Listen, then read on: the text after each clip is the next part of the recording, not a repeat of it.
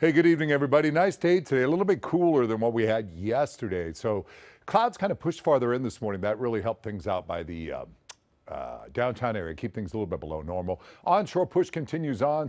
Wind's not too bad, but we're going to have the marine layer already starting to move back into the area. So by late tonight, we start to sock ourselves in again. Over the next couple of days, it'll thicken up. You can see it takes a while, and then it just pulls back to the immediate shore. But I even think by Thursday, if you're within a kilometer of the beach areas, maybe a little more than that, you might find yourself socked in for most of the day, all the way in through Thursday into Friday, and then we'll start to ease off just a little bit. But I think all in all, we're basically in a May pattern, just a little bit early, but it's going to hold it that way. You can see it as far as we go to the 7-day. By next Monday, we're going to track a low continuing to move through the area too. We'll keep an eye on that one. Meanwhile, as far as temperatures go, like I said, not a big change. We'll start to break things up just a little bit, go down a couple more degrees on Thursday and Friday. That's for downtown. Bigger feel will be into the valleys as we come down 2 or 3 degrees.